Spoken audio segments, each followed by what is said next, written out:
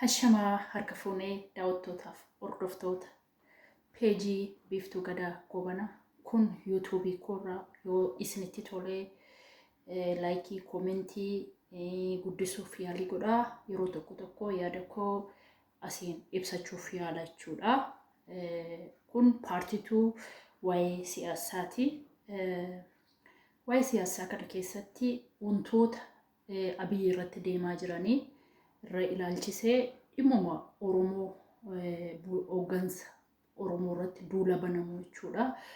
Duraan dursee wantiin waa'ee Abiyyi kana durataa godhee kaa'ee akkuma barame durii Daawud Ibsaa irrattis kan duulamaa ture, akkasumas Leencoo irrattis kan duulamaa ture, Jawaar Mohaammed irrattis yeroo inni eegale kan duulamaa ture, Kamal Galchuu irrattis kan eegalamaa hooggansa keenya irratti duulamaa ture. Sababiin isaa wallaaluma keenya irraa kan kaase jechuudha. Wallaaluma keenya kan na jechisiise immoo ani yeroo hooggansa tokko irratti deeggaruu goonu harka rukutnu jalqabas beennee otoo hin taane sababuma namni baay'een harka rukuteef harka rukutna jechuudha. Gaafa immoo jibbuuf kaanusi ammas waan badiisaatii beennee otoo hin taane sababuma gareen tokko jibbeef duukaa buunee jibbina. Yoom kana keessaa baana? Akkamittiin baana? Jibbiinsa malee nama tokko deeggaruu dhiisuu mirga too qabnu nuti gara jibbaatti kan itti nuti deemnu. Maaliif jibba qofaa ta'a? Yeroo nama jibbinu qeequudhaan, yeroo nama jaallannu deeggaruudhaan. Namni kun ammas waggaa meeqan irra deddeebi'ee himaa ture. Nama deeggaruu dhiistan sababa isaa wajjin lafa keessanii, nama deeggartan immoo sababa isaa wajjin lafa kaa'uu yaada. Yoo gareen tokko isiniif hin mijanne, isiniif hin liqifamne, yaada keessan hin furanne, yeroo baay'ee duuliinsa irratti battu. Maaliif duulli irratti banama nama tokko irratti? Maaliif duulli irratti banama? Fakkeenyaaf Ingiliffaan tarrabaa jirtu, Abiyyiin kana godhee, eenyu Kibret, Daani'el Kibret maaliif bakka buusee, Minilikiin maaliif akkas godhee? Lolaan miti kan kaayyoon keenya deemaa jiru.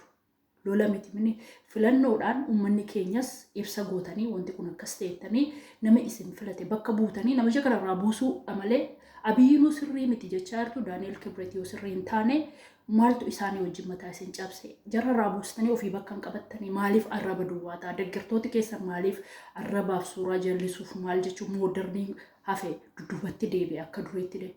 Ani kan gorsa beektota yuutuubii editerii suuraa namaa balleessuu wanta adda addaatiif jibbiinsa irratti suuraa ol gaggeessitan ijoolleen Oromoo kan waan yuutuubii irraa baratan afaan Oromoo amma mucaa koon barsiisadhee dhaqee irraa hin argadhu. Afaan tooyii garaagaraa warra akka Peeppa Pig faa kana afaan Oromoo jala gashitanii addunyaa guutuun afaan isaatti jijjiiree wanta kaartoonii sanaan akka ijoolleen keenya waan barattu teknooloojii keessa galtu jibbiinsa keessaa baatee beekumsa keessa galtu irratti hojjedhaadhaan dhaamsa isinii kenna. Isa dandeettiin keessan amma taaksii jedhanii qeeraa Laallibalaa eessatti buuta? Yoo Oromoo taate birrii tokko kaffalta, yoo saba biraa taate birrii meeqa kaffaltu? Baacoon jedhu tokko jira. Jerootni kana danda'anii hojjechuu danda'an waan guddaa akka hojjechuu danda'an iddoon beekuuf hin jedhaa. Waan ijoolleen keenya ol baatuun isa nuti wallaalle kan caalaa argatan utuu hojjettanii irratti jaallatama argatamtu, fudhatama argattu, guddina argattu.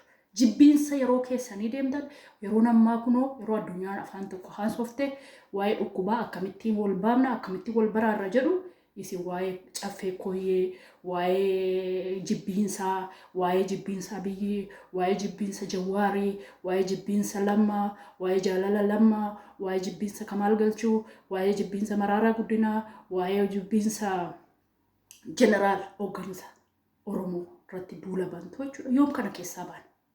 Yoom kana keessaa baane sababaa fi wajjin nama jaallannu lafa keenya, nama jibbine immoo sababa wajjin lafa keenya arrabsoo keessaa yoom baane? Ani kanumaan jechuu barbaada. Baay'ee haasawuun barbaadu. Yeroo deddeebi'aa isaan koo aynatuma tokko ta'e dudduubatti deebi'ee gaafa nuuf argu jibbiinsa keessaa ba'a. Fakkeenyaaf ijoolleen Oromoo caffee kooyyee nama biraa furata. Yoo namni dhaqee furate Oromoon furate yoo bitamaadha horii kaffalameef jettu diinagdeedhaaf siyaasa maalii walitti fidu? Uummanni keenya ijaaramee mootummaa kana jalatti jabeessitanii akka inni warri diinagdeedhaan deemuuf warri siyaasaa addaan wal fuutanii namni diinagdee isaa immoo guddifatu akka inni gar tokko waan tokko qabatee lafa qabatu maaliif hin gootan? Yoo namni Oromoo tokko ijoollee meeqatu furachuudhaaf lafa galmaanii sodaatanii jiru. Bitamtuu nuun jedhu Oromoon akka nuun jedhe duula nurratti ban. Akkamittiin Finfinneen kan keenyattu malee Finfinnee keessatti akka nama argamu gootan inaaffiidha. Inaaffii keessaa ba'a. Oromoon kamuu yoo bakka argate gammadaa waliif gammadaan isinii jedhaan. Akkanumaan isinii dhaamuu barbaada. Wanti inni isinii dhaamu kana Facebook irra waggaa 7 guutuu taa'ee jijjiirama tokko dhabe. Anama fakkeenyaaf namoota Jawaariin qeequ nan aara. Bu'aa inni buuse guddaa qabu sana ammoo nutti ulfaatu kaleessa nu buuseera. Yoon Jawaariin deggera irraan callise. Yoo kaatanii Abiyyi arrabsitan Jawaarii deggeruu fi Abiyyi arrabsuutu isiniif mijata. Abiyyi deggeruuf Jawaarii arrabsuutu isiniif mijata. Maaliif saba keenya xinneessitu nu fayyada? Unkaan warra beektota kana miti ani Facebook irraa yoon bade isinin miidha.